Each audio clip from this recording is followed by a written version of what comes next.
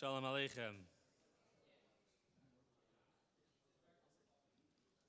We're gathered here today to begin the first of many events celebrating the accomplishments and commitment to the Talmidim of Machon Smicha.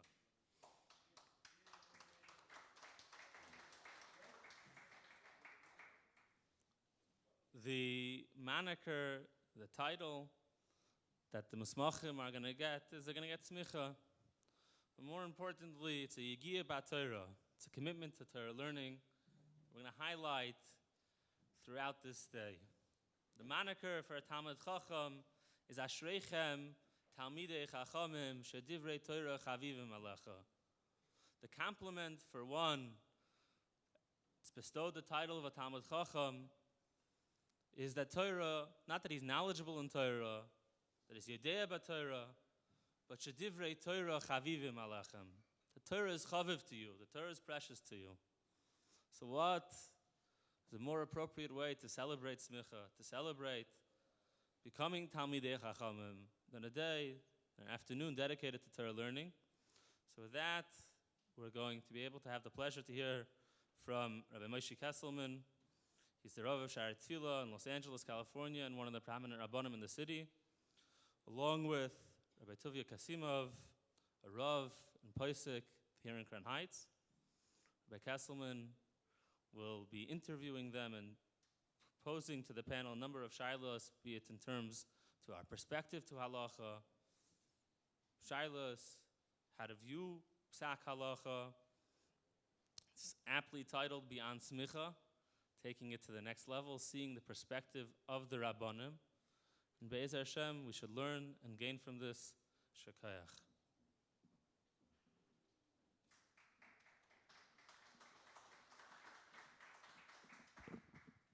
Testing. All right, Rabbi Kesselman Senior and Rabbi Kasimov, you can come up on stage. There's a lot of pressure on these two panelists because we had to shuffle around our rabbonim order because of getting stuck in Eretz Yisrael and a bunch of other circumstances. So I'm sure Rabbi Kasimov and Rabbi Kesselman are up to the task.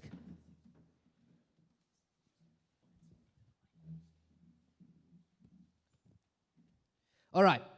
Everybody can hear me? I can scream. All right. So what we're going to do in this panel, Rabbis Kasimov and Rabbi Kesselman, who is distantly related to me, but don't bring it up, please, is that I would like to pose a couple of questions to the rabbonim here, whether we can talk about it. All right. We're going to split this into 3 rounds, okay? The first round of questions we're going to call it the 5th volume of Shulchan Aruch kind of questions. What that means is, famously, there's the idea that we know there are 4 volumes of Shulchan Aruch, but there's also the 5th volume, which is the sensitivity, the going beyond the letter of the law, so to speak, that rabbonim famously have to incorporate into their psak. So I want to ask a couple of questions on that. All right. So let's start with the first question. The first question will be, Rabbi Kesselman, we'll start with you. Who has a bigger beard? Or Rabbi Kasimov has a bigger beard. By the way, people don't know, Rabbi Kasimov and I were actually in yeshiva together, but famously it's known that whoever has a bigger beard is a bigger Talmid Chacham. So in this, I'm going to have to defer majorly to Rabbi Kasimov. All right, the first question is, we'll start with Rabbi Kesselman, is how does a Rav balance halacha with emotional sensitivity? Meaning, I'll just read it off the paper here. When, if ever, does a Rav consider a person's mental health, emotional state, or stress level in the process of issuing a halachic ruling? Rabbi Kesselman, we'll start with you, and then we'll hear from Rabbi Kasimov as well. Okay, the question is, when do you consider a person's emotional health and psychological health? And the answer is always. Every shaila, under all circumstances. To what degree? That depends tremendously on the nature of the shaila, the situation. and things of that sort. So when a person is asking a shaila, a Rav should obviously listen to not just the shaila, but the Rav should also pay attention, close attention to the person who's asking the shaila, where they're coming from, and and take serious note of that, because that's very important. Is that 45 seconds? That's good. You can keep going if you want. Oh, Rabbi Kasimov, do you have anything you want to add?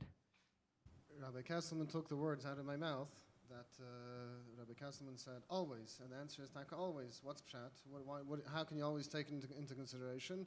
Because we know there's something called a sha'as and chak, that the situation is a difficult situation. But sometimes the situation is fine, but the person themselves find themselves in a difficult situation in their life.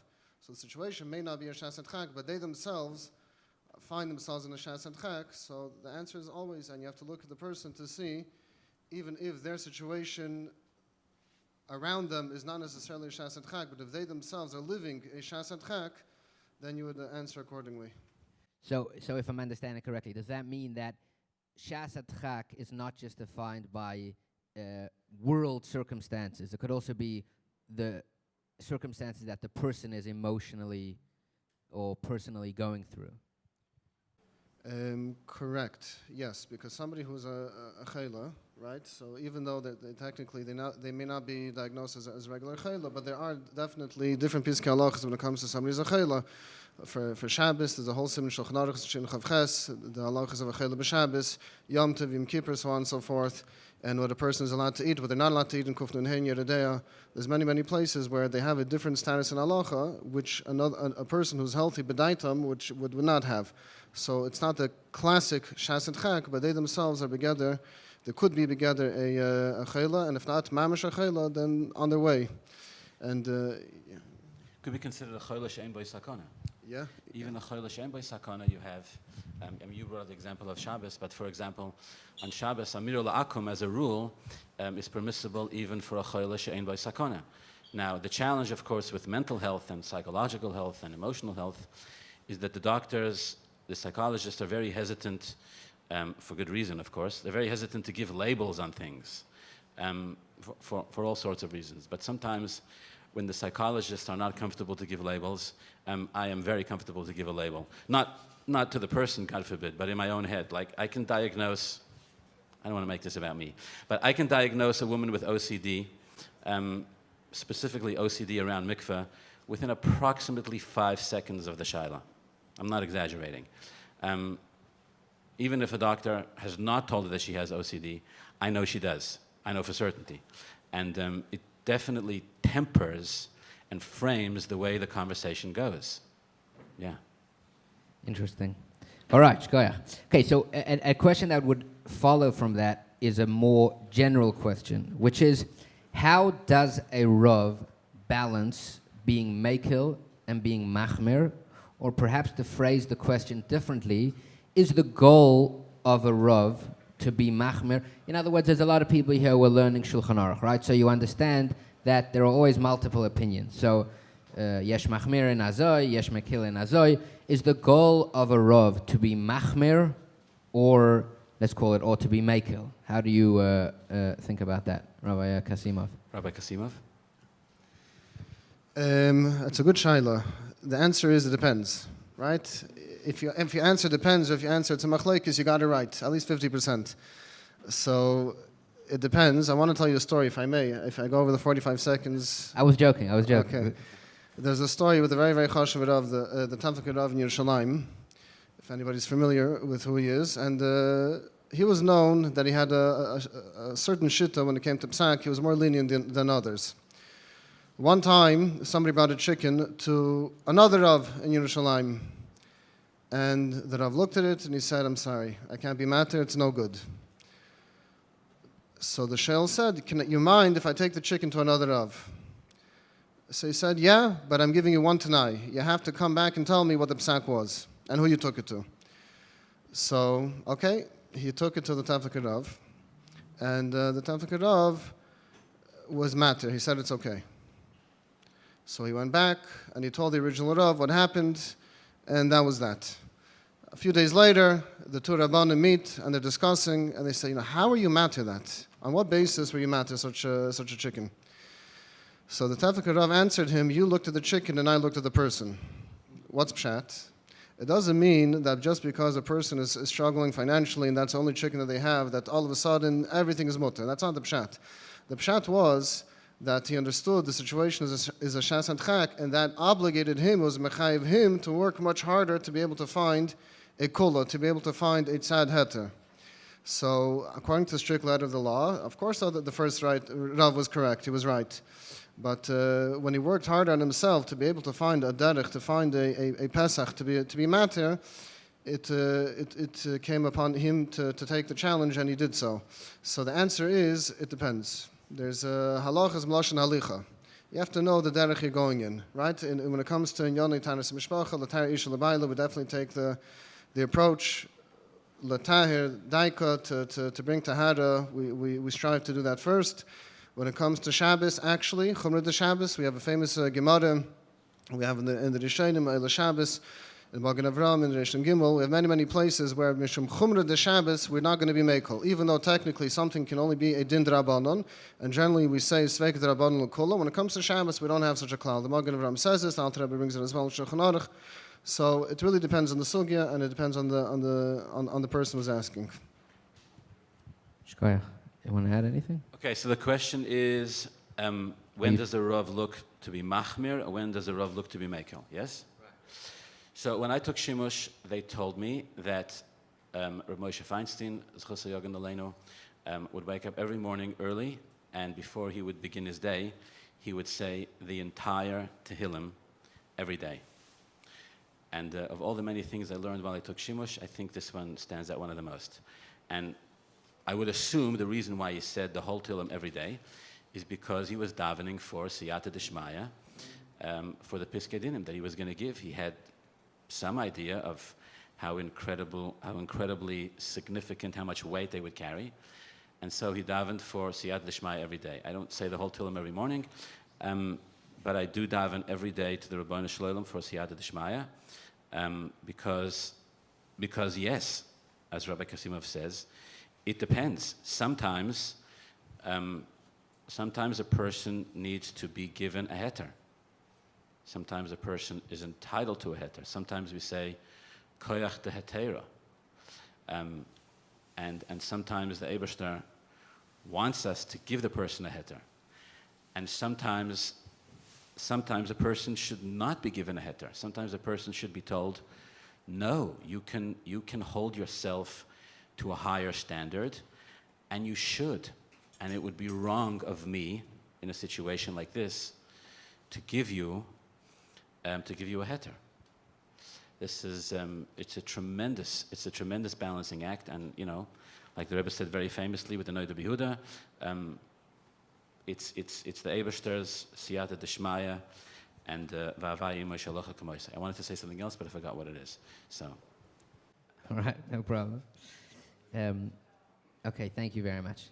Okay, so another question which is also connected, which is how do rabbonim deal with, and again, these are broad questions. We'll get to specific, actual questions in real case scenarios in a second. But broadly speaking, when there is machlokes in contemporary issues, right? I don't need to give examples, but I'm sure you can. So these are issues that are being grappled with today. Maybe it's fertility, maybe it's Erevin, I don't know, it could be many different things. How does a Rav think through how to, in other words, you can't look to the Shach, you can't look to the Magen Avram, you can't look to the Shulchan Aruch Rav, Mishnah Berurah, etc. So how do you think through these sugyas in terms of coming to a psak when there is contemporary machlokes about these questions? Rabbi Kesselman, you can. So maybe this is like along the lines of what the Rebbe speaks about when it came to Chalukah Ha'aretz, right? That there was Goyrel, there was Nevuah and Ruach HaKodesh, and then there was Cheshboinus, L'Rav Tarba V'Lamit, to the big Shvatim they got more, and to the smaller Shvatim they got less. Three things. So I think when it comes to inyanim that are not mefurish in the Poskim and in Shulchan Aruch, so you really need to do three things. Number one, you need to daven for Siyata Deshmaya. That's number one. Oh, I remembered what I wanted to say. Thank you. So we had a Halachah Symposium yesterday, 2 days ago in Los Angeles, and I quoted for the rabbonim Musmachim Achadoshim something that the Rebbe said in Shabbos Parshas Shlach Tov Shalom Adalad, which I think is unbelievable. The Rebbe said then, come to his attention that he was misquoted. He quoted that he had shifted his position, because originally the Rebbe made it public that it is also in Crown Heights, speaking specifically about Crown Heights, it's also to sell a house to a goy. The Rebbe said this in public, actually a few times. But this particular Farbrengen was Shabbat Parshas Shlach Tov Shalom Adalad. The Rebbe said it came to his attention that somebody quoted him, somebody quoted the Rebbe and said that the Rebbe changed his position on this, right? And that the Rebbe said that now it's okay. So the Rebbe said it came to his attention that somebody said this in his name, and the Rebbe was very upset. And the Rebbe said, first of all, it's not true. Second of all, it's nothing to do with me. The Rebbe said it's the Din Shulchan Aruch. And thirdly, the Rebbe said the story is impossible because, quote, it isn't possible for me, the Rebbe said, to say something against Shulchan Aruch. And the Rebbe said, how can I say that? The Mishnah says, Beferish, al tamin ba'atzmacha. So the Rebbe answered, you can look at this up in the Sikha. Bizchus kvei kedushas mori v'chomi admor betuchani.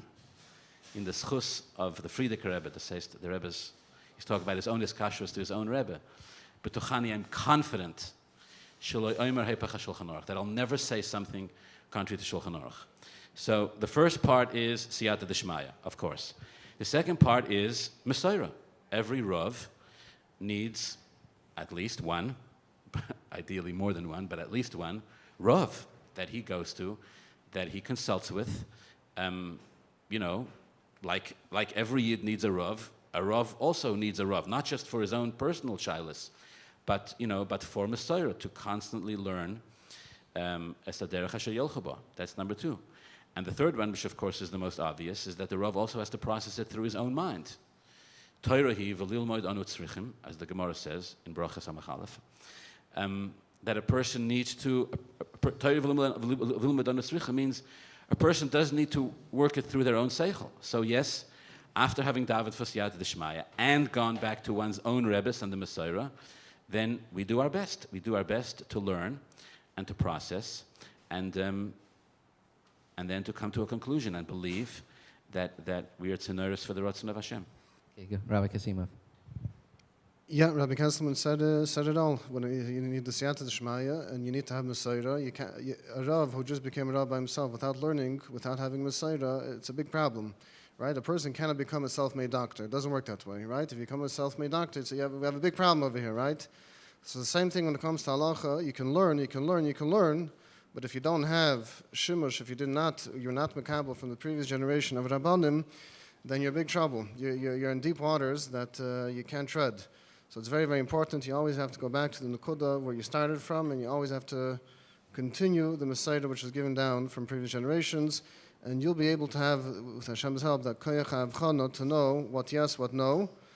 And you know what? Sometimes you may have a question on what your teacher said. And as Rabbi Kesselman said, that you go back, that Torah hi limla nitzarich, I have to you ask on your teacher to explain it to you, to get more depth in the sugya, to be able to walk out with a proper maskana. And obviously, of course, the sugya has to sit in your mind. You have to understand the mitzvah is clear, and you have to see how the Piskei Halachos fit together with the mitzvahs. I want to add something. Sorry. I had the opportunity recently to sit with one of Rabbi Moshe Feinstein's Talmidim. I mean, it was a sort of a bit of a closed-door rabbinic meeting, but I think it's comfortable I can say in public. I sat with Rabbi Shmuley first from Chicago, the Av Bezdin, and basically, like, for an hour and a half, we just, like, quick-fired, shaylos and all sorts of things, covering a very wide-ranging variety of issues. And I have to tell you, I was so taken by his incredible bittul to Reb Moshe.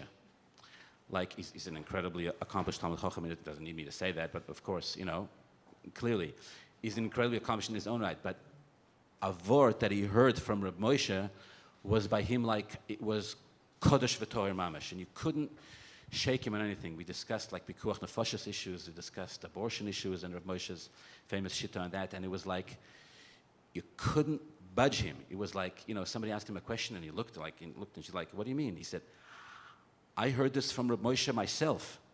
And the idea was that once he had been makabel that from his Rebbe, from his teacher, it was as close to Dvar Hashem as possible. In the context of halacha, it was v'havai imoy sha'alocha k'moisei. And that is a very significant element of how halacha works. You're makabel something from your Rebbe, from your teacher, it becomes ironclad. If I'm allowed to be Moisef, it reminded me of a story that I saw, that the B'tzina Dayan in Borough Park, his father, is Abezdin in Vienna. And he was a big makabel of Dayan Padva, the London Dayan, the Cheshiv Eifid, if the Elam is familiar. So he had very few Talmidim that are able to pick up his mahalach when it came to paskening questions in Taras Mishpacha. And the colors, so on and so forth. So I saw the way he would pasken shailas, he wouldn't say it's good or it's not good. He said, my Rebbe would say it's good. My Rebbe would say it's no good. Meaning to say, he was a tziner, so to speak. It was honest simana ba'alma. He was just giving over what he was makabel from his teacher. He didn't say his own psak. He said, the Rebbe would have said it's good. That's how he pasken matters. I'll say something amazing. Okay, then we're going to give you a chance to speak. keep going. Most people here are bored of my voice, so this is interesting. So Rav first said something which it resonated so powerfully with me. He told us that Rabbi Moshe was very machmir on Maris. I did not know that. Maybe you did. I didn't know. He said Rabbi Moshe was very machmir on Maris. He said when he told the story about himself, or a friend of his, I don't remember, you can correct me. He said when they first, him or a friend or colleague of his, when they first started out in Maris, they went to Rabbi Moshe, they said, Rabbi Moshe, we were makabel from you. You're very machmir in Maris. We're going to go to this and this particular city or whatever it is. He says, the olam over there is, they're in need of a softer position on these issues. They said to Rabbi Moshe, what should we do? Right, we're makabel. In other words, you have to just digest the question for a second. They came to Rabbi Moshe, they said, we're your Talmidim, we're going to a particular place, we have the Masorah from you, we're concerned that in this particular place, they're not going to be able to be makabel the extent of how machmer you are in this position. In other words, they went back to their machmer teacher and said, how do we deal with this? And Rabbi Moshe said, you'll follow my position of being machmer when it comes to hefsek taras, and you'll follow a different shitta that he told them about when it comes to shiva nekim. In other words, Rabbi Moshe the machmer told his Talmud, you'll go like my shitta in this case, and you'll go like other shittas in the other case. And that, once again, shows you the koyach HaTorah and the koyach of a Rav, who a Rav will sometimes say, look, I understand the position, the situation is not, to use the language, is not a keli to my Masorah, to my Shitta, or to what I'm teaching. So I'm telling you, my Talmud, go and follow it in this case and not in a different case. It's a tremendous, it sounds a little nuanced, but it's a tremendous godless of a Rav to be able to teach somebody how to do that. Interesting. All right, shkoyach. That let's say that let's conclude with that the first round. Let's now move to more actual halachic questions. So, Rabbi Kasimov, we'll start with you. These are questions that people sent in. So I guess these are questions people are dealing with on a day-to-day basis. We'll try jump around different topics. I know you're not supposed to ask a Rav in a sugya that he's not learning. So. My apologies. All right, Rabbi Kasimov, how should, nowadays, people's homes are filled with many technological devices, smart homes, Alexa, all these different things. When it comes to Shabbos, what are things that people need to be aware of? Do they need to turn it off? I know I'll add something in South Africa, where I come from, we have alarm systems in our houses. So every time you walk past the alarm, sometimes a light could go on or off. Could be I'm mixing issues over here, but just more broadly with regards to things like Alexa or Google smart homes or these Nests, these thermostats that every time you walk past it, the light turns on. When it comes to Shabbos, what are things people need to think about with regards to that? So let's go back to the previous generation. We spoke a lot about Rabbi Moshe. So Rabbi Moshe Feinstein has a tshuva about timers, right? The famous tshuva, the famous position that Rabbi Moshe Feinstein talked about timers. He He says a fascinating chiddush. He says that if timers were around at the time of Chazal, it would have been included in the gzeira of a middle akum. And he answers any ishtamshus of timers klal uklal. You can't set anything before Shabbos. You can't put on a timer. It's fascinating because we have the same halacha, but that when it comes to a middle akum, you get asking a guy to do something for you on Shabbos, you can't ask him before Shabbos to do something for you on Shabbos. So it's the same yisoid, setting a timer before Shabbos so that the pu'ula should take place on Shabbos is, according to this tshuva, the exact same problem. So not everybody takes on fully Rabbi Moshe's shitta when it comes to timers. Many are mechalik, they divide when it comes to bishul, when it comes to cooking, as opposed to other areas in halacha. So we are mekel when it comes to lights.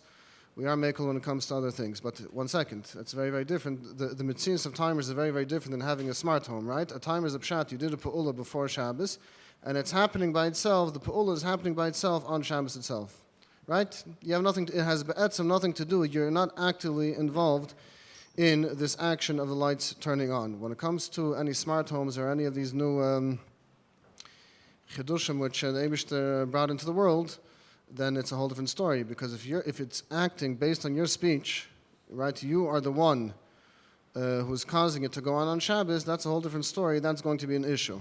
Is there room to be mefalpel?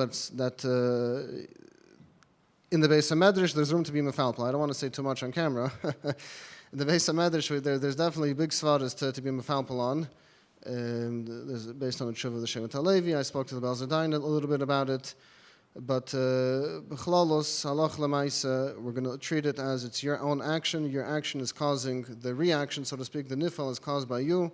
And therefore, yes, all of these systems, they should be turned off before Shabbos. Now, many times the shaila comes in, especially in today's day and age, where we're holding currently different areas that's pasha dangerous. And they are concerned, there are concerns for safety, and they're asking about alarm systems, turning it on, turning it off on Shabbos, monitoring the actual video cameras on Shabbos itself. Can the rabbi do it, whatever it is? The answer is, it's case by case. You have to know the situation on hand. Is there a credible threat or not? That's already, you have to see case by case. It's not a blanket statement. You can't give a blanket psak one way or the other. Okay, just to quickly follow up, Rabbi Kasimov, because this is something also that comes up. Sometimes people have lights outside their houses that as you walk past, they turn on. What's the story with that? There's a famous tshuva of the Shevet HaLevi, Rav Osner from Bnei Brak. So he writes that he bases his heter that if there is other light in the street and you're able to see without it, your pa'ul of walking by is not an isser. It's a psik reisha d'lei nichalei, and it's a drabanan, and your action is not really considered an action. Le'inyan zeh. He bases it on a Rashba. Many disagree with the way he came to the Maskon. I spoke to the Baal Zadain and Bar Park about it. He had a different Torah. He did not agree with the raya that he brought from the Rashba, but Lamaisa, he was makel for a different reason. He had an interesting chap. He says if the sensor only reaches to a certain height, right, it's only going to pick up a person if they're walking by, if they're this tall, let's say. So technically, there's amtzah that if you are a nanos, if you crawl down, the sensor will not pick you up.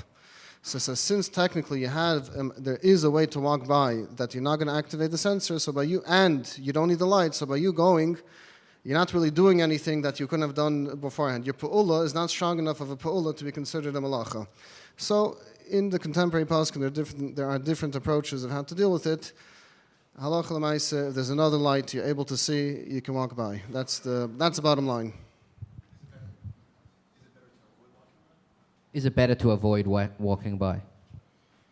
If it's possible. The problem is if you're walking home and on both sides of the street they have electronic Also, light, sometimes you don't know. And you don't know, exactly. Many times you don't know. You're in a different place for Shabbos, yeah. Yeah. Right. Okay. Switching gears somewhat. Rabbi. Sorry, I have to add something. Sorry. Okay, today there is a lot of concern about security. And as a result, many shuls have cameras, and many shuls have security guards, and many shuls have video screens. V'chulu, v'chulu, v'chulu. Okay. Let me just say this. If there really is a security concern, then yes, we're dealing with potentially an issue of pikuach nefoshes. And the rule of the pikuach nefoshes is that even Safek Pikuach Nefashis is Doicha Shabbos, even Svek Sveka, even the Lashon is a sale of a Svek Sveka, right? It's Doicha Shabbos, of course. And, the Halacha has terrible things to say about a community, about people. We even ask Shilas in the case of Pikuach Nefashis. So the Rav is, what's the Lashon? The Rav is what? Huh? The Rav is Meguna, the one who's asking is Shefach Damim. The Rav is Meguna, and the one who's asking is Shefach Damim, because the one who's asking is asking a situation Pikuach Nefashis, and the Rav is Meguna because he should teach people that in the case of, again, even a chance of Pikuach Nefashis, you have to be Doicha and Mitzvah Begodl, v'chulu v'chulu. That's on the one hand. On the other hand, I find, with respect, with a lot of respect, that sometimes people go overboard.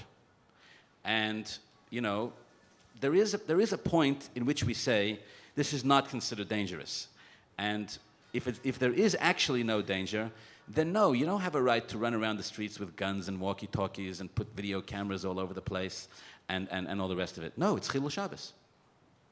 So every shul and every individual needs to be honest with themselves and, before God and man, and consult with his Rav, if there really is an issue of danger. And if there isn't, look, it's always possible that something will happen, but at some point that possibility is considered halachically not significant, unrealistic, call it whatever you want. And at that point, it's you run into very serious Chilul Shabbos issues.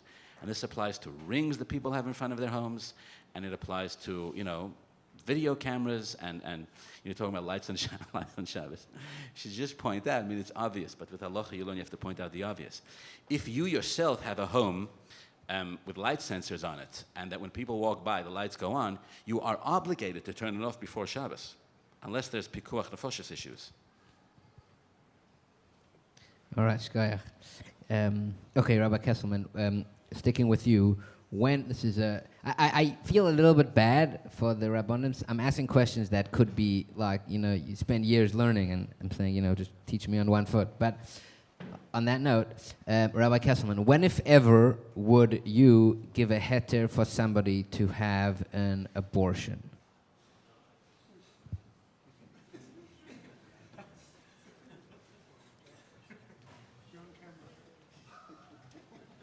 Next question. As a rule, I would never. Are there cases where... Let's go more not so vulnerable. Are there cases where rabbonim would give a heter for an abortion, and what would that look like? In other words, what are the tzadim to allow such a thing? Okay, even Rabbi Moshe, who is, the one who is all the way on the right on this issue, is, very famously known. When we turn off the camera, I want to tell you about a part of Rabbi Moshe's tshuva. He quotes the Ben Ish Chai, which is just unbelievable, but not on camera. Although it's printed, but anyways, we'll discuss it off camera.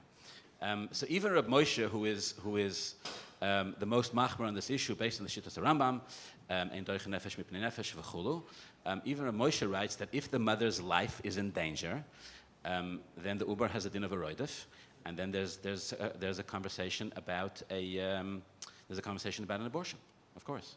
Rabbi Moshe, by the way, very famously, again, I just confirmed this, this is hot off the press within the past 2 weeks. Rabbi Moshe very famously was not really, he didn't really hold of this chiluk between before 40 days and after 40 days. He didn't really hold of it. Rav first said, I said to Rabbi Moshe, the Gemara says Maya Ba'alma, the Gemara says before 40 days, and Rabbi Moshe said, Das is b'nei gett tumah v'tara. Das is b'nei gett karbonis. This is, this is relevant to other issues completely, not b'nei gett to pikuach nefashos. And he had a raya, because the Rosh writes in the Dorim, I believe, that you machal Shabbos for an uber, even less than 40 days. Which Rabbi Moshe said, you see that this is pikuach nefashos /utzicha. And yet even he held that if it was endangering the mother's life, then you have a din roidef, and if you have a din roidef, then there's a conversation about pikuach nefashos, about an abortion. Of course, the $1 million issue with this is, what if the woman's life is not physically in danger, but the woman's life is psychologically or psychiatrically in danger? And I can tell you that when I was slightly younger than Rabbi Kasimov, but not much, this was really the first shaila that I ever got that really rocked me to the point where I had to hold on for dear life, was actually a shaila about this. Where a woman called me with a shaila about an abortion, and in that case there was not for her herself, but for the father of the baby. There was a situation of pikuach nefashis for the father, where there was real concern that if this baby was born, the father's life was in real danger. So in that situation, there is room for discussion. Wow. I don't have what to add. The Rambam, Nas Lekareidef, and but many times in many areas of Halachah, you find that the Paskim, when it came to certain sugyas, they forbade regular Meidei to paskin on. In Kuf Pei Zayin, there's a famous Pischei Tshuva that all he did was he quoted just a bunch of Madam Mekaymis.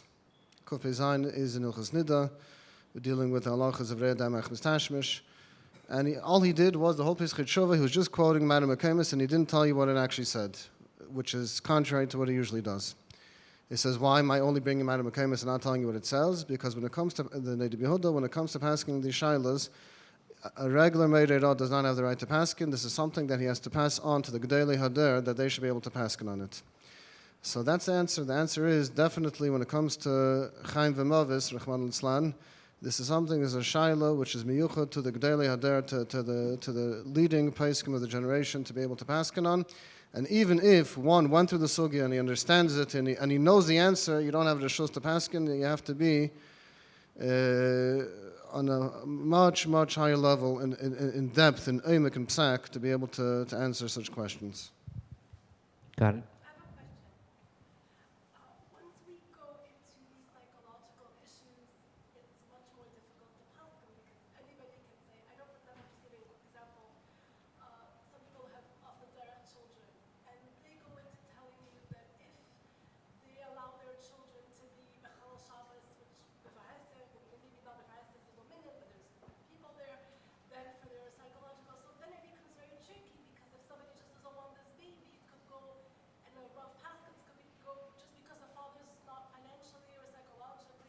How would you go? Would you wait for like a psychiatric evaluation? Like how far could it go? Because then anybody can claim that they're not ready for any mitzvah, however big it is. Rabbi Kasimov, how would you rather?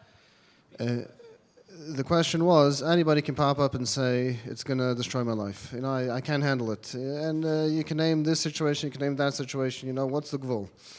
So what do you do about that? You know, so first of all, it's actually very fascinating to point out that people think, initially, they may think that chalil and abortion could be the right thing because they can't handle it, it's too much. Experience shows exactly the opposite. If you're able to handle it and you didn't, and you made the wrong decision, it's going to be a decision which is going to bite you for the rest of your life. So, right? Because a person, when they come to themselves and they realize what they just did, they were just heidig nefesh, they just literally killed, Rachman al-Islan, a nefesh of Chaim, then they cannot live with themselves. This is a very sad reality. So, if somebody comes and says, I can't handle it, so you can't take anything for face value, you have to be able to sit down and hear the person out and consult with a medical professional. Again, this is something which is going to be done only by the Gedolei Yisrael, because this is not something which, not everybody has the reshus to paskin on it, but part of the cheshbenis that a person is going, a rav, a pesach is going to take, is they're going to analyze the true situation and consult with medical experts who are licensed to practice medicine, who have a degree, and the government allows them to practice. They are real medical professionals. And then you can come to achlata, then you can come to a decision, but just hearing half a word and coming to a conclusion based on half a word is certainly, there's no room for that. Right. Thank you. All right, let's go for a little lighter question, so to speak. Somebody has a company. They sell corporate gifts, right?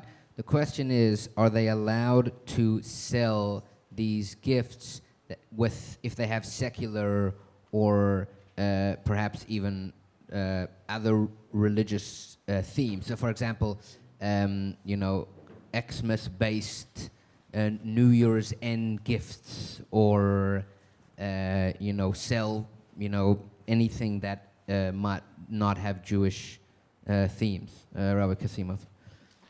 In Yere Day, in Halachas Avedis Kechavim, in the halachas of these halachas, the Mechaber paskins that if it's a davar hamiyuchad, if it's specifically only made for that one purpose and nothing else, then you're not allowed to sell it. Why? Because you are being Messiah, or I shouldn't say Messiah, you're being even you're being machshel the other person, because a guy is mitzvah on, he cannot serve Avodah Zarah either, so you are now being machshel a guy by doing so. However, the Shach points out that if it's not miyuchad, if it's not 100% only for Avodah Zarah, it can be used for other things. You can have lights for this, you can have lights for that. You can, there's many purposes that the object that you're selling can be used for. So the halacha is, if it's not miyuchad, if it's not 100% designated for the purpose of Avodah Zarah, you are allowed to sell it. Got it. There's a famous story of a guy who came to tell a Rav that he stole a shtrickel.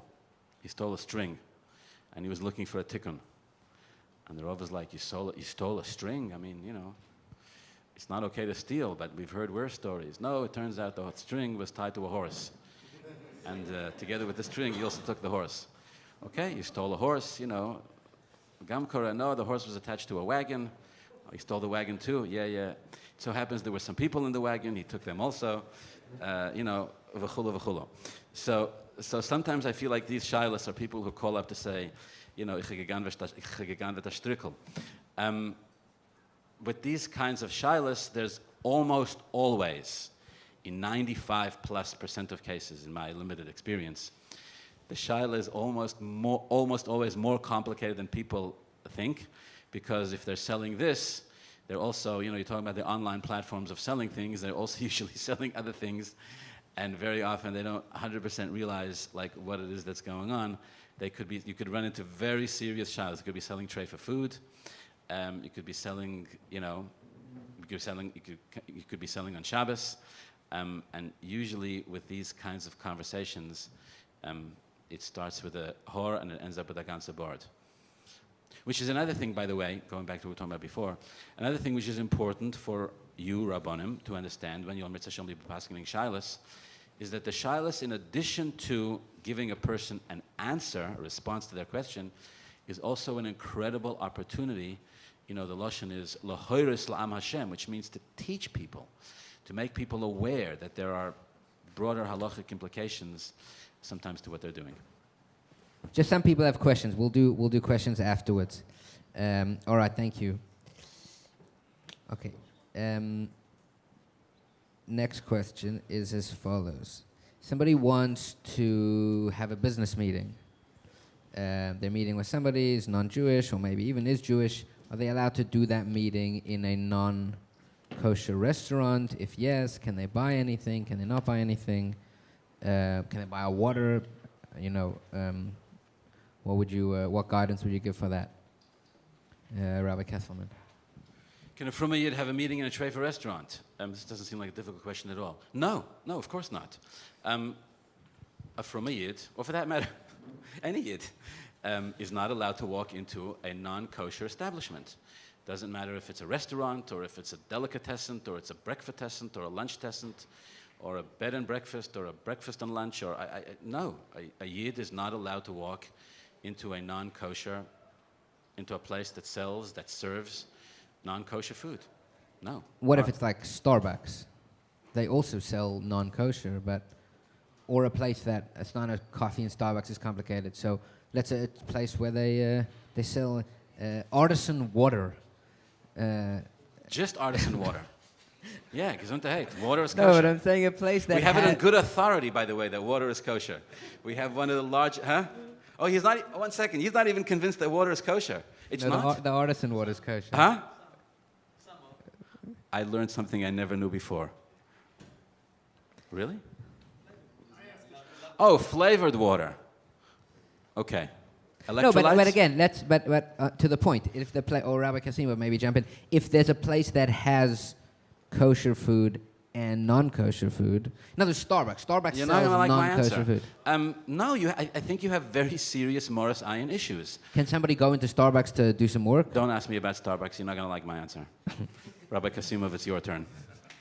I'm 100% with Rabbi Kesselman. Oh, wow. Okay, in that case. What about going to the bathroom? It's always a good idea to go to the bathroom. If you need to go and you don't go, it's Baal Teshakzu. All right. Okay. Was that not the question? Moving right along. Okay, moving right along. But this is discussed in Poskim. Huh? In a case like that, where you're dealing with serious halachic concerns like Baal Teshakzu, yes, you may. But again, you should try to do it as quick as possible. And if there's a side entrance rather than the main entrance, you're going from the side entrance. Again, the concern here is morasayin. We don't want people to see, we don't want Yidden to see another Yid, especially a Yid who looks like a frumma Yid for sure, going into, they will nicht machen die alle Cheshbonos wegen Baal Teshakzu and v'chulu. They're going to see a Yid walking into a treif establishment, and you'd be shocked. And as you, please God, become more advanced in the rabbinic career, you will be shocked, I assure you, how people extrapolate things. Sometimes the greatest Amei Ha'oretz, under normal circumstances, become the biggest Talmidei Chachamim when it comes to finding kulas in Maven Dover Mitoich Dover. It's incredible. So I forgot what I was saying. Yes, if you absolutely need to, then you can go and use the restroom. But it's only in a case of very serious need.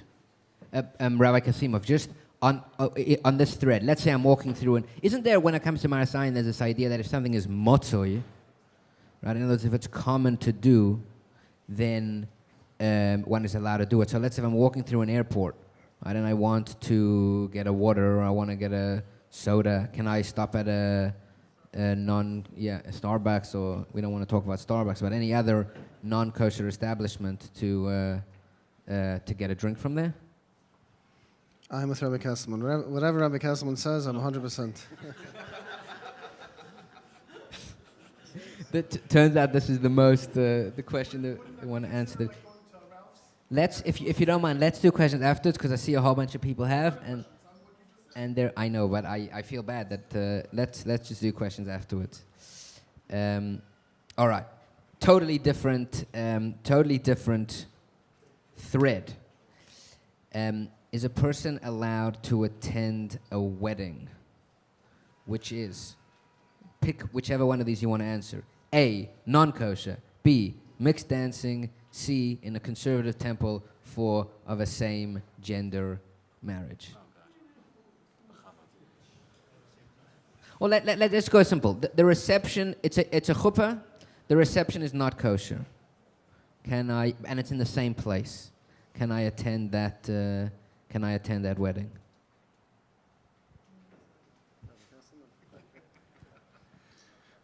The answer is no, you cannot.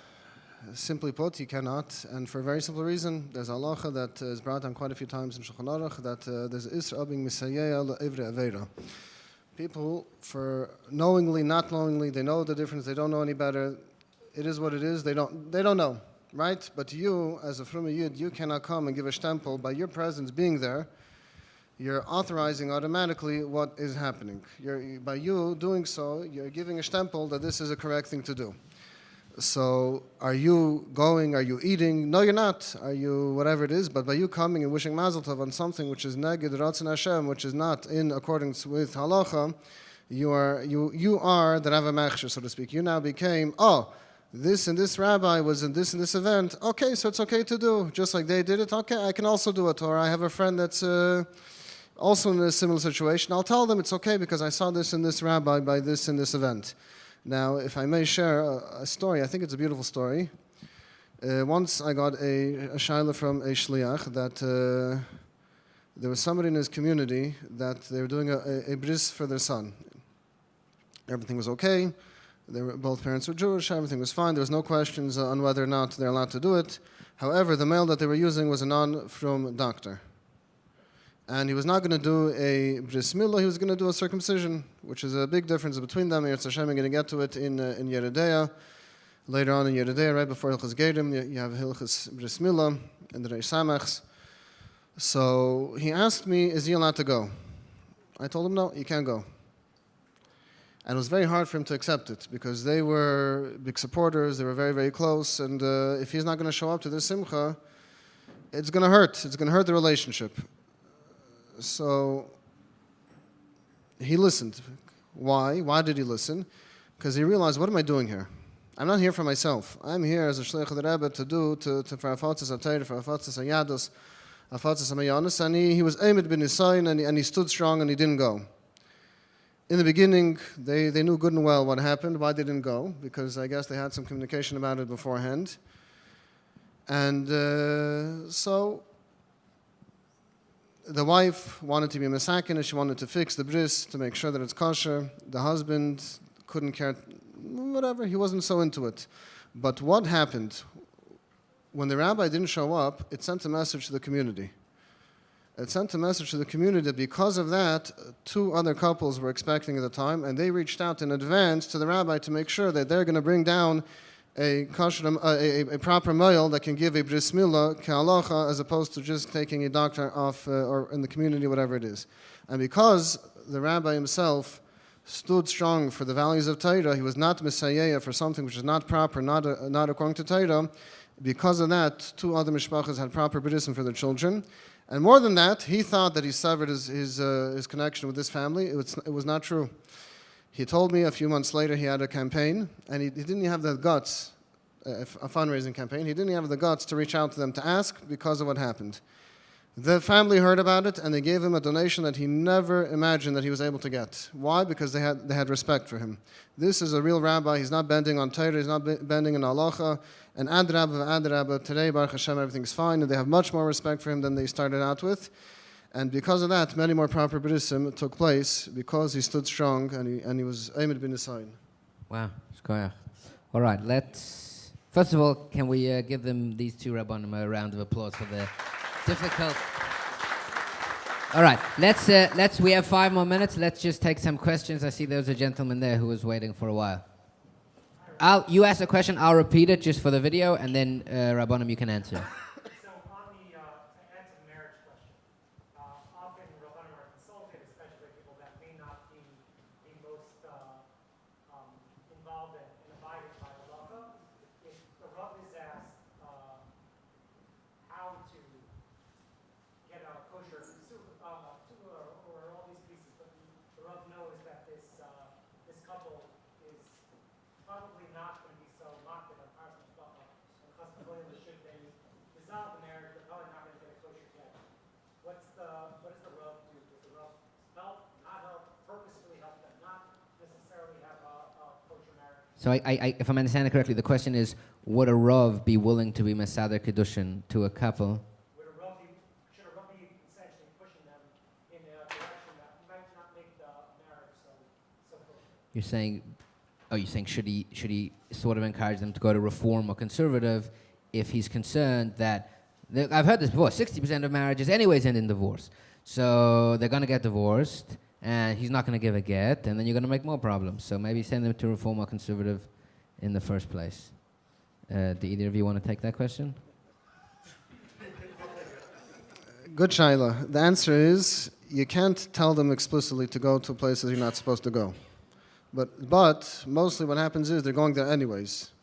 So if you know that just like they're going there for Kedushin, they may not come back to Bezdin for a get, shaval tasa. Don't say anything, and be mechazik, the observance of Torah mitzvahs, whatever they can do in their life.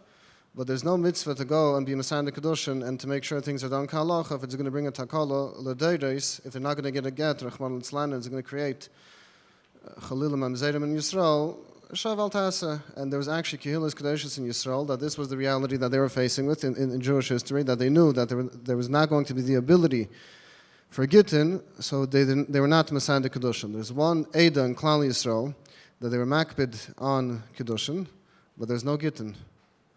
It doesn't matter which Eidah it was, and this is a serious, serious problem for all the Pesachim that had to deal with it after they came to Eretz Yisrael. Serious problems, serious shilas. So there's no mitzvah to go and make sure that people have chuppah v'kedushin. If chalila, it's going to bring takala l'deiros, it's going to bring terrible things for future generations. Sorry, if you don't mind, I just want to take one more question from somebody who didn't ask. Okay. Afterwards, they're staying all day. We're holding them hostage. They're attached to the string. Take it away. Rabbi, so first and foremost, thank you for your time. And secondly, just to revisit the question was asked about a Jewish businessman selling items for non-Jewish events, things of that nature. I'm just curious about the inverse of that question. So, if I recall correctly, towards the end of Mishnah Berurah, is brought down in the laws of Tzitzis that a Jew should not sell Jewish items to a non-Jew because they may fall upon a Jew on the road and misrepresent themselves and hurt them, so on and so forth.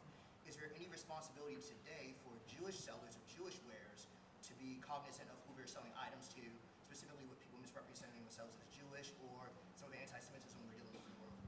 Oh, interesting. Let me just repeat that. The question is, if I, let's say, sell tzitzis on Amazon, do I need to be concerned that somebody who is not supposed to be wearing tzitzis is going to buy them and thereby misrepresent themselves or cause problems or something like that? Either one of the esteemed rabbis. Yeah, that's halach which is brought down. You also have the Pesach Milah that you should not give bris milah. A yid cannot give a bris for a goy for the same reason he brings from the Mil Tzedakah. The Pesach is one of the commentaries on the Shulchan Aruch. He also quotes from the Tshuvas Mil Tzedakah, which is from the very, very early Pesachim, which Alter Rebbe quotes many times, and he's a long time ago. He writes the same thing when it comes to bris milah, that on top of all the other concerns that we have by a guy having a bris, the Isser Shabbai, that for you to do it, there's also this concern that he may misrepresent himself as a Yid. So, on a practical level, it's very, very difficult because today you have laws that are protecting the consumer. You can't really say, I cannot sell this to you because of kach v'kach. But, you have the obligation to advertise only in Jewish venues to make sure that your clientele that you're showing yourself to is only to a Jewish clientele. If it happens to be that other clientele also come, on a practical level, really there's not much you can do. Somebody makes an order online, you can have somebody with a name that does not sound so Jewish, and they're Yidden, and you can have vice versa. I had the other day, I had a phone call from somebody with a very, very Jewish-sounding last name, extremely. But what's the story? His father was Jewish, his mother was not Jewish. And he was with a Jewish girl, and he was asking what to do. So he said, when the guy I'm going to come after, he's going to be included in who they're going to come after. But he doesn't have the mila that he's a Yid. Al Kol Panim, rights or name is not always, actually many times not, a deciding factor. So you can't really process your orders based on names. There's not many simonim you can go by. You go on a chazaka that Mistam, if he's buying tzitzis, Mistam is a Yid, until you know otherwise. And just try to keep the advertising in Jewish venues. Also, is there an element of Chilul Hashem if you're telling people, you can't buy from me? Is there such a thing? Not exact, meaning to say, by you keeping the halachas properly, it's not a Chilul Hashem to keep the halachas. It's a Chilul Hashem when a person is not doing the right thing. When a person is going ahead and taking something which is Kodesh and dafka selling it to Chil, to a place where it's not supposed to be, that's a Chilul Hashem. But if a person stands, Laman Hashem, Laman Terasa, even if he's going to be berated, if he's going to be screamed at, but he's doing the right thing, and there's no Chilul Hashem. All right, shkoyach. Sorry, it doesn't only apply to gifts, by the way. It doesn't only apply to sales, it applies to gifts too. One of the last halachas in Hilchas Mezuzah is that it's also to give a mezuzah even as a gift to somebody who's not Jewish. People are sometimes surprised by this, but it's brought on the Shulchan Aruch. In fact, the commentator of the Shulchan Aruch even asked, the Gemara says very famously, that Rabbi Yehuda Anossi gave a gift as a mezuzah to Antoninus. Rabbi Yehuda Anossi and Antoninus, the emperor of Rome, were close personal friends. The Gemara says Antoninus sent Rebbe a gift, so Rebbe sent him back a mezuzah, and Antoninus asked, what is this? And Rebbe said, your gift I have to protect, and my gift will protect you. So the commentators ask, how is he allowed to do this when you're not allowed to give a gift to a guy? And one of the answers that's given is that Rabbi Nossi had a special mezuzah written for Antoninus, so wouldn't have the Kedushas HaMezuzah, so he was able to give it to him. But one of the reasons that's brought down for this is because the guy may mistreat it. He doesn't understand the Kedusha of the mezuzah and what it is, and that would definitely not be allowed to put a davar shebekdusha, chayfetz shebekdusha, in the hands of somebody who's not obligated in it, and risk them mistreating it. So this doesn't apply just apply to sales; it applies to gifts too. And people have to be educated, and it's the rabbis. And now that you are all getting smicha, it's your job to teach people. So good luck and get busy. All right, shkoyach. Okay, we'll stop there. Once again, Yasha koyach, thank you very much, Rabbi Kasimov, Rabbi Kesselman. We will take a 9-minute break. At 12:10, we will move on to the next part of the schedule.